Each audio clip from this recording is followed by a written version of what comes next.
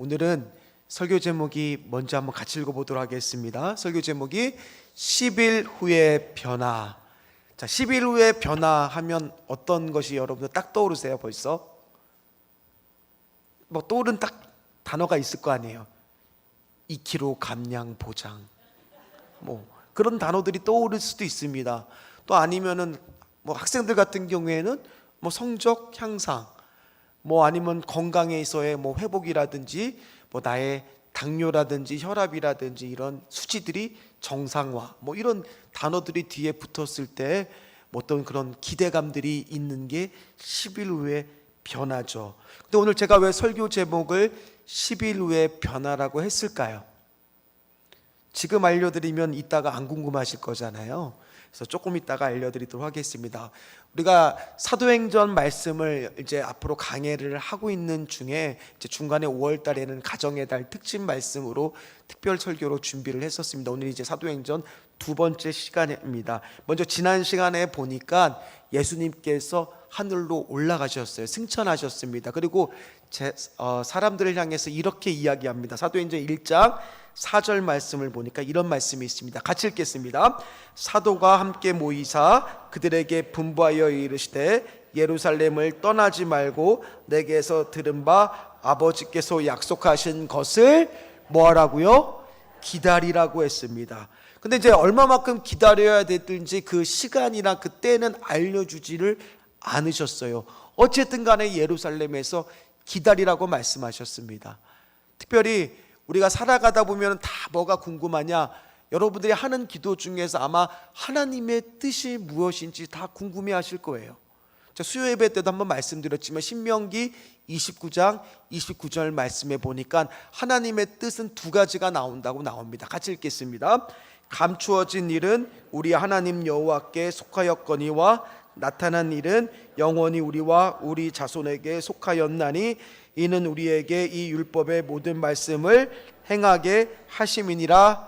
아멘. 하나님의 뜻은 우리 가운데 펼쳐질 것인데 두 가지가 있습니다. 하나는 감추어진 일이고 하나는 나타낸 일입니다. 근데 감추어진 일은 하나님께 속하였기 때문에 도저히 우리가 애를 쓰고 수고해도 알 수가 없어요. 예를 들면 오늘 말씀에 보니까 나타난 일은 성령님은 반드시 기다리면 오신다라는 것은 확실한 약속의 말씀이에요. 그러나 그때는 뭐예요? 감추어진 일이란 얘기예요. 이거는 우리가 알 수가 없다는 거예요. 그러니까 이것들을 우리 삶 속에서 여러분들이 기도하는 가운데 적용할 수가 있습니다. 어떤 부분에 대해서 우리가 시와 때를 모르는 것은 하나님이 감추어진 일이에요. 따라서 우리가 미래는 당연히 모르는 거예요. 그러나 어떤 거는 알 수가 있어요. 하나님을 믿는 자녀에게는 구원의 역사와 은혜와 평강이 있을 거라는 이런 말씀은 반드시 이루어지는 말씀이라는 거예요. 그럼 그 말씀은 우리가 어떻게 하는 거예요? 오늘 말씀처럼 우리 자손에게 우리에게 속한 것이니까 그 언약의 말씀을 붙들고 우리가 하나님의 뜻을 물어가면서 신앙생활을 해야 된다는 얘기예요. 그러니까 여러분들에게도 분명히 나타난 일이 있다라는 겁니다. 오늘 제자들에게도 그것은 바로 뭐냐? 언젠지는 알 수는 없지만 성령님은 반드시 뭐 한다라는 거예요? 오신다라는 겁니다. 그리고 그들이 그렇게 기다렸더니까 사도행전 2장 4절에 드디어 무슨 일이 일어나느냐? 같이 읽도록 하겠습니다.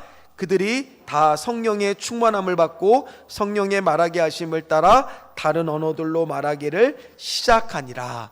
사도행전 2장에 보니까 지금 이 사건이 오순절 성령 강림 사건이 일어나는데, 원래 인류가 타락해서 언어가 하나였지만 나눠지게 된 사건이 있었습니다. 그 사건이 뭐예요? 바벨탑의 사건입니다. 근데 바벨탑의 사건 이후로 오늘 드디어 사도행전 2장에 성령님이 오시는데 다 다른 언어를 사용하는데도 불구하고 오늘 공통의 메시지를 들으면서, 공통의 말씀을 들으면서 하나의 공동체가 탄생하는데, 그게 바로 오늘 신약교회가 2장에서 탄생을 하더라는 거예요. 그럼 그 시간까지에 걸린 날수가 며칠이에요? 어떻게 하셨어요? 뭐예요? 10일 후의 변화가 이렇게 크게 일어났다라는 겁니다.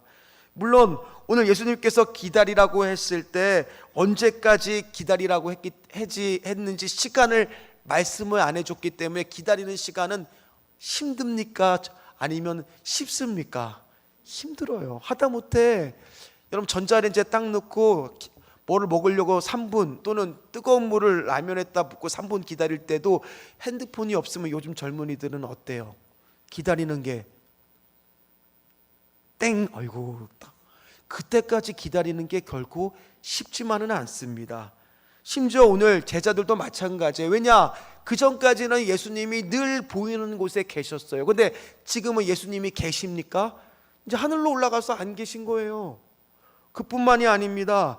또 예루살렘 안에는요, 지금 자신들을 잡기 위해 자신들이 무슨 소란을 피울까 봐 현안으로 찾고 있는 종교 지도자들이 눈을 시퍼렇게 뜨고 있어요. 그러니까 그들 마음속에는 하루라도 빨리 지금 예루살렘을 벗어나고 싶은 마음, 새롭게 출발하고 싶은 마음이었을지도 모릅니다. 그럼에도 불구하고 오늘 예수님께서 하늘에 오시면서 예루살렘에서 반드시 기다리라고 했기 때문에 오늘 다 예루살렘에 지금 돌아와서 기다리고 있는 겁니다. 반드시 그 가운데 일어날 일은 뭐예요? 성령님이 뭐 하신다고요? 오신다라는 거예요. 그럼 성령님이 오실 때까지 또는 여러분들에게도 하나님이 나타내신 일까지 기다리기만 하면 주님이 우리를 뭐로 삼으시느냐? 우리를 동역자로 삼으신다라는 얘기예요. 우리를 같이 일꾼으로 삼아 주신다라는 얘기예요. 여러분들에게도 나타난 일은 뭐예요? 우리가 주님의 말씀에 순종하고 갔을 때 여러분들을 뭐 하신다고요? 일꾼 삼아 주시겠다는 거예요. 동역하시겠다는 거예요. 그래서 찬송가 가사 중에도 그게 있잖아요.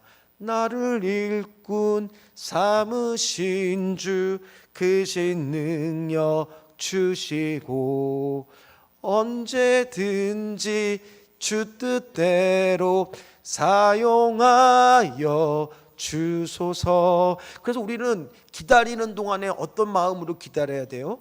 주님이 사용하시기 편하게 나를 준비하는 마음으로 기다려야 될 줄 믿습니다. 기다리라는 거예요. 그러면 주님이 쓰시기에 좋은 일꾼으로 만들어 가신다라는 겁니다. 그래서 그들은 흩어지지 않고 감람산에서 예루살렘으로 다시 모입니다. 12절 말씀입니다. 같이 읽도록 하겠습니다.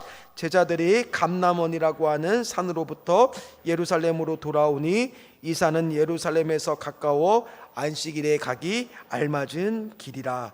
그런 후에 그들은 그 예루살렘에 있는 한 다락방으로 모입니다. 거기 모인 사람들의 명단이 13절부터 14절 상반절까지 나옵니다. 우리 함께 읽도록 하겠습니다. 들어가 그들이 유하는 다락방으로 올라가니 베드로, 요한, 야고보, 안드레와 빌립, 도마와 바돌로메, 마테와 및 알페의 아들 야고보, 셀로신 시몬, 야고보의 아들 유다가 다 거기 있어 여자들과 예수의 어머니 마리아와 예수의 아우들과 아멘.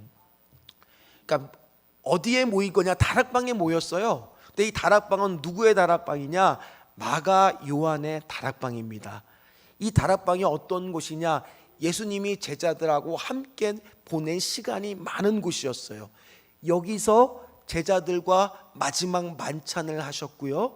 또 제자들의 발을 씻겼고요. 이제 앞으로 여기에서 누가 오시게 됩니까? 성령님이 오시게 되는 장소예요. 그 장소에 지금 오늘 15절에 보니까 몇 명이 모여 있는 거예요? 약 120명 정도가 모여 있는 겁니다. 그래서 그들은 언제까지인지 모르겠지만 반드시 나타날 일은 주님께서 이루어 주실 것이기 때문에 기다리는데 그냥 기다리지 않았어요. 그냥 시간을 보내지 않았습니다. 오늘 무엇을 하고 있습니까? 첫 번째입니다. 자, 같이 읽겠습니다. 더불어입니다. 예, 정치적인 이야기가 아닙니다. 예, 웃을 줄 알았는데 네, 더불어입니다. 더불어. 14절 하반부입니다. 우리 같이 읽도록 하겠습니다. 더불어 마음을 같이하여 오로지 기도에 힘쓰더라. 아멘. 자, 오늘 그들은 더불어 함께 모여 있습니다. 이 더불어의 사전적인 의미는 같은 공간에 함께 있다라는 뜻입니다.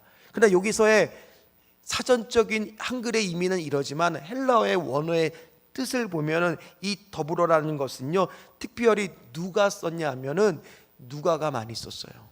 사도행전과 누가복음에 총 10번, 원래 이 성경 신약 성경에 전체 11번이 쓰였는데 그 중에 10번을 누가가 썼습니다. 어떤 거에 결부시켜서 많이 썼느냐?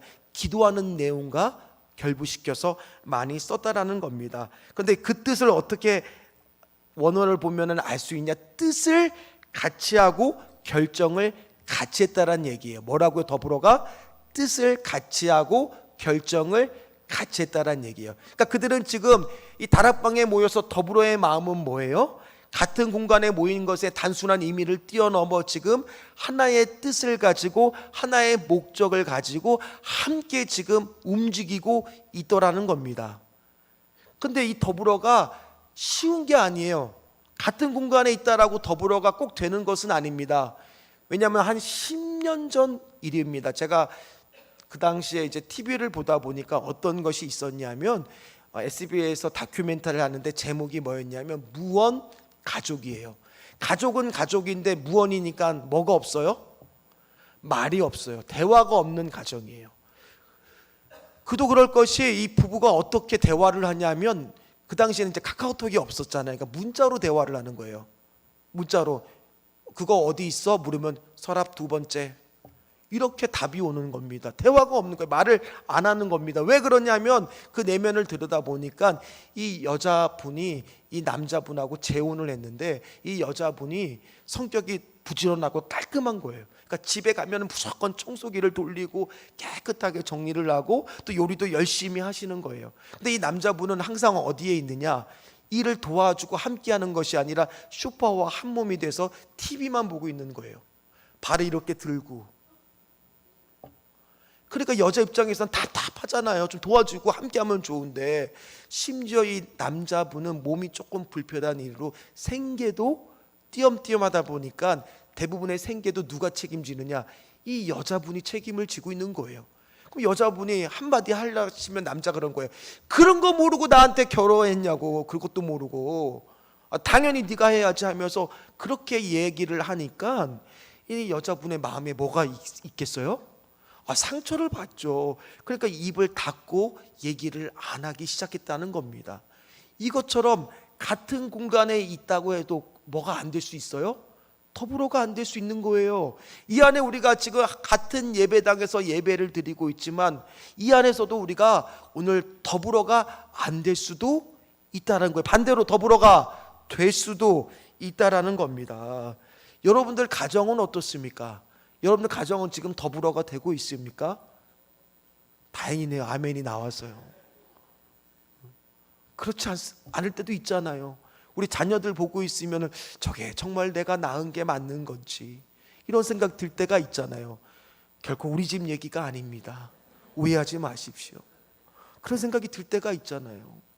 그것뿐만 아닙니다. 또 우리 교회에도 마찬가지예요. 더불어의 마음들이 있냐는 겁니다. 그래서 저희가 토요일마다 뭐를 드리라고 해요? 가정 예배를 드리라고 하는 이유가 뭐냐? 우리가 자녀들하고 신앙적인 대화를 지금 거의 안 한다는 얘기예요. 가족 간의 신앙 대화가 없다는 거예요. 그래서 그날 하루라도만큼은 뭐 하라는 겁니까?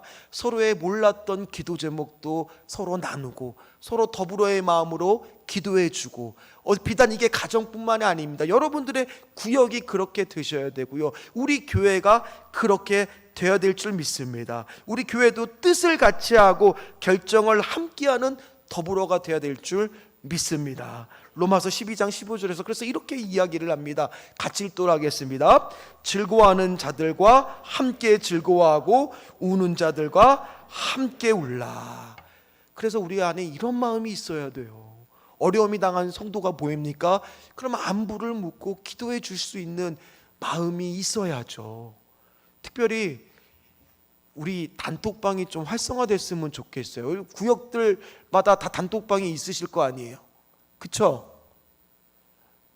없나요? 제가 잘 몰랐어요. 어쨌든 간에 여러분들 단톡방도 있을 것이고 서로 소통하는 데가 다 있을 겁니다. 그런데 보니까요, 일주일에 하나 올라올까 말까 하면 안 되잖아요. 오늘부터 여러분 숙제를 내드릴게요.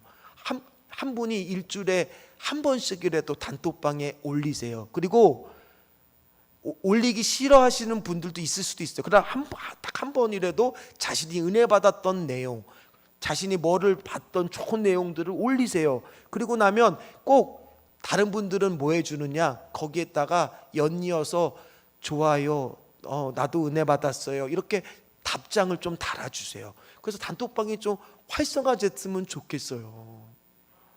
서로 이렇게 더불어가 돼야 된다는 겁니다. 뜻을 같이 하는 것이 중요하다는 겁니다. 그래서 이번에 6월 6일 날도 우리가 뭐를 열 거냐면, 뭐를 열어요? 종교인 체육대회를 엽니다. 이번에 특별히 체육위원회가 참 많이 준비해서요, 저한테 그러더라고요. 제가 목사님 많이 뛰셔야 돼요. 그래서 보시다시피 저는 운동신경이 좀 그렇습니다. 그러니까 걱정하지 마시라고. 90% 이상은 운동신경이 필요 없는 게임들이래요. 그러니까 여러분 걱정하지 않으셔도 돼요.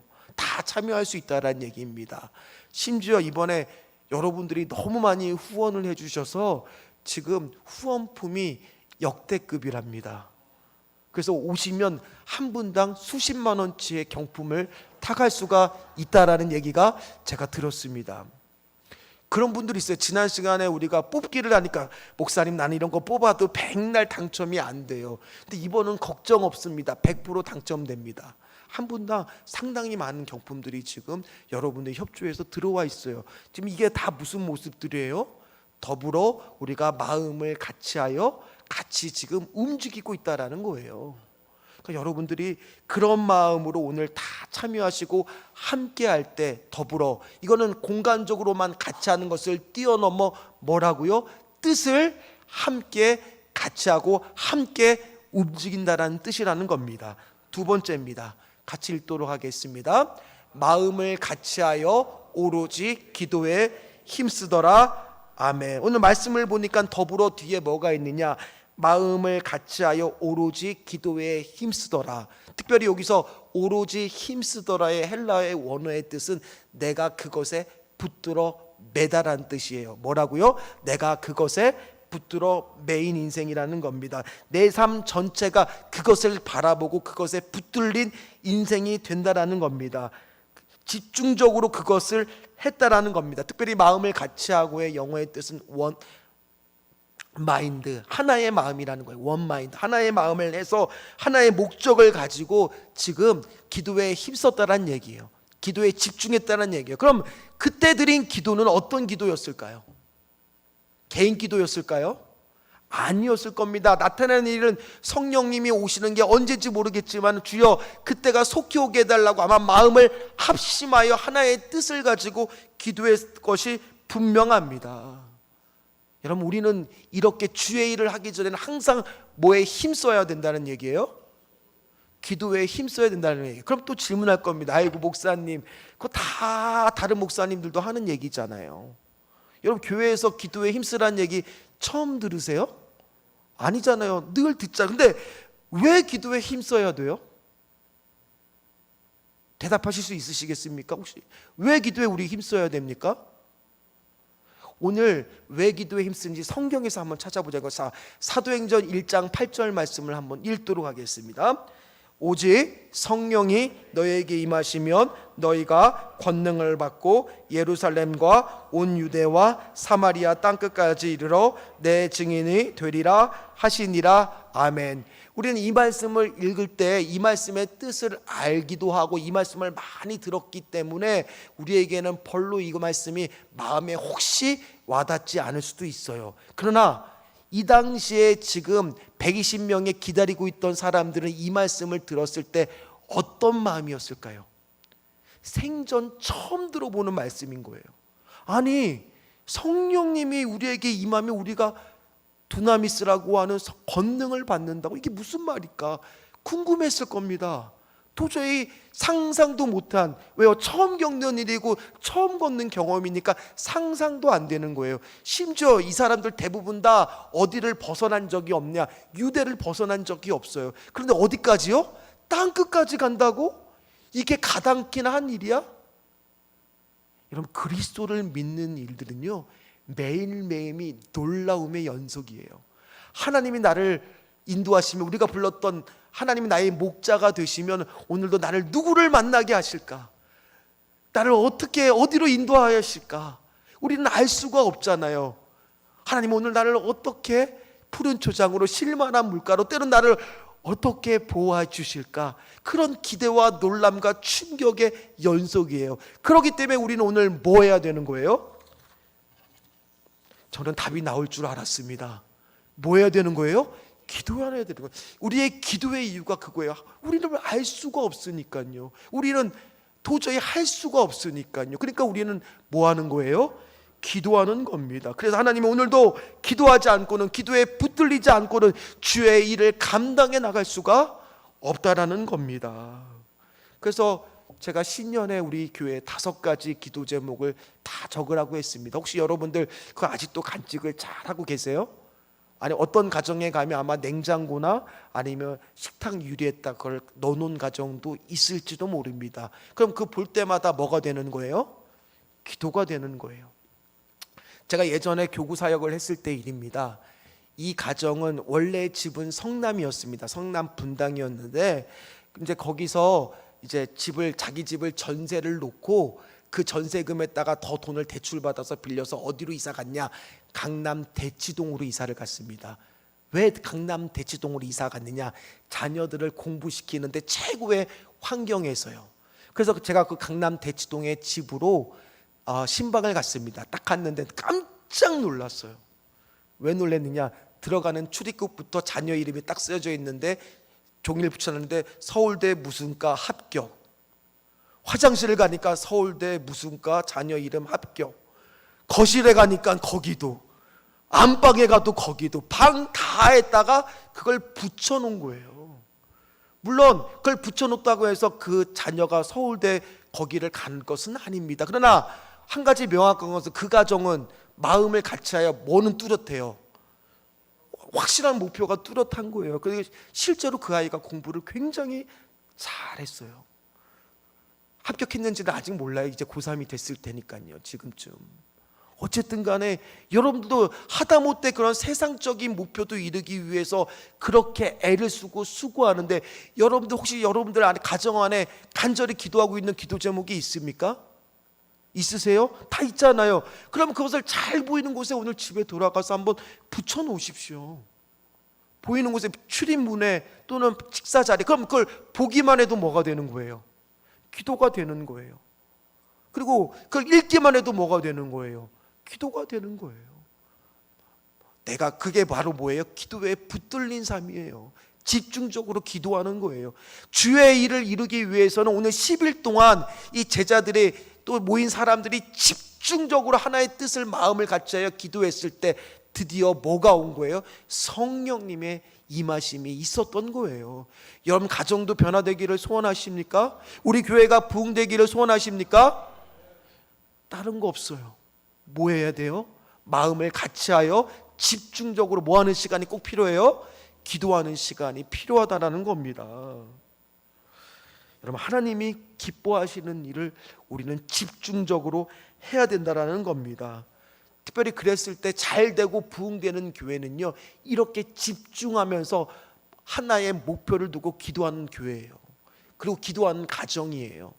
여러분, 신전주 교회 제가 너무 얘기를 안 해서 아마 여러분들 기억하실지는 모르겠어요. 신전주 교회의 올해의 이제 표현은 하나님이 너와 함께 하시는 하지만은 우리의 목회의 방향은 뭐냐면 아브라함의 하나님, 이삭의 하나님, 야곱의 하나님 3대가 함께 신앙생활의 공동체를 이루는 온세대 통합 목회로 제가 계속 하고 있습니다. 따라서 여러분들이 신전주 교회 다니냐고요? 그럼 목사님 목회 어떻게 하고 계세요? 물었을 때 뭐라고 대답하시면 되는 거예요? 3대가 함께 예배드리는 온세대 통합 목회. 그래서 우리는 체육대회를 해도 뭐 프로그램을 해도 항상 뭐를 기획하느냐, 3대가 함께 즐길 수 있도록 프로그램을 다 계획을 하는 거예요. 그래서 절기 때는 연합 예배를 드리고요, 또 내일은 뭐가 있느냐면 새벽 기도가 있습니다.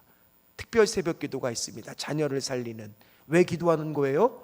우리 자녀가 누구를 만날지, 앞으로 어디로 진로할지, 이거는 나타난 일이에요? 감추어진 일이에요? 감추어진 일이에요. 따라서 우리는 뭐 할 수밖에 없어요? 하나님을 의지하고 기도할 수밖에 없는 거예요. 말씀을 마무리를 하도록 하겠습니다. 여러분, 우리는요 은혜의 자리에 있어야 됩니다. 그 은혜의 자리에서 우리 어떤 마음으로 있어야 돼요? 더불어의 마음으로 있어야 됩니다. 하나의 뜻을 가지고 하나의 마음을 가지고 함께 움직여야 됩니다. 그거를 뭐라고 부르냐? 교회의 비전이라고 부릅니다. 우리는 비전이 있어야 됩니다. 우리의 비전은 뭐라고요? 3대가 함께 신앙생활을 같이 하는 세대 통합 목회를 통해서 부모의 신앙이 누구에게까지, 자녀들에까지, 다음 세대까지 이어지는 것이 우리 교회예요. 우리 교회가 앞으로 가야 될 1차의 방향이라는 겁니다. 오늘 120명의 모인 면면들을 한번 보세요. 처음에 예수님의 11제자가 나옵니다. 그 다음에 누가 나와요? 부활을 목격한 여자들이 나옵니다. 그런데 그 부활을 목격한 여자들이 그 자리에 있다는 것도요, 대단히 혁신적인 일이었습니다. 왜 그러느냐? 그 당시는 남성 중심적인 사회였기 때문에 여성들이 그 자리에 동행하고 함께 예배를 드린다는 것도, 왜냐하면 유대인 회당에는 여자들은 못 들어오거든요. 근데 지금 신약교회는 누가 들어와요? 여인들이 들어올 수가 있었습니다. 또 그 뒤에 누가 있습니까? 예수님의 가족들이 있습니다. 어떤 분들은 생각할지도 몰라요. 예수님의 가족이 모이는 건 당연하잖아요. 아니요. 요한복음 7장 5절에 보면 예수님의 아우들은 예수님을 믿지 않았어요. 그런데 오늘 부활을 목격한 후에 그 자리에 함께 모였다라는 얘기예요. 이게 바로 신약교회, 우리 교회의 모습이어야 된다는 얘기예요.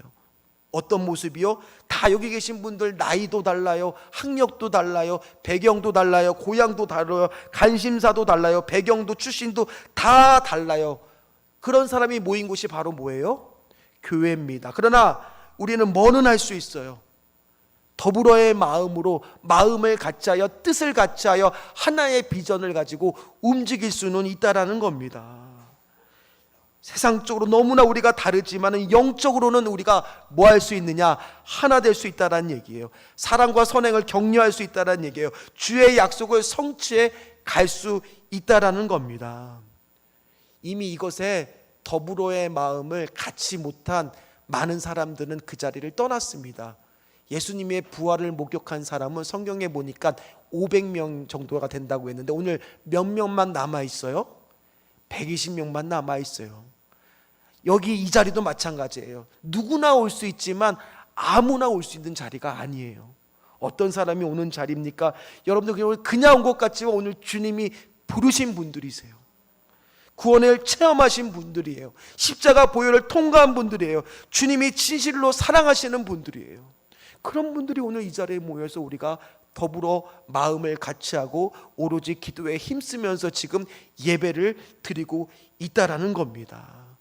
그래서 오늘 우리는요, 하나의 비전을 두고 하나의 가치를 두고 함께 나가야 될 줄 믿습니다.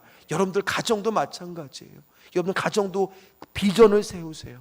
여러분 구역도 비전을 세우세요. 여러분 전도회도 비전을 세우세요. 우리 교회도 마찬가지입니다.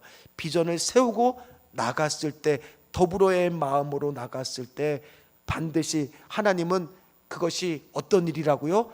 나타내어질 일이에요. 반드시 하나님은 우리 교회를, 우리 여러분들의 가정을 회복시키고 우리 교회를 부흥 성장하게 하실 줄 믿습니다. 그러나 그 시기와 그 방법은 몰라요. 그렇기 때문에 우리는 뭐 하는 거예요? 기도에 집중하는 거예요. 기도하는 거예요. 오늘 하나님은 우리 교회를 어떻게 인도하실까? 누구를 만나게 하실까? 어떤 사람들을 모이게 하실까? 그걸 기대함을 가지고 기도하시는 저와 여러분들 되시기를 주의 이름으로 축원합니다. 축원합니다. 우리 함께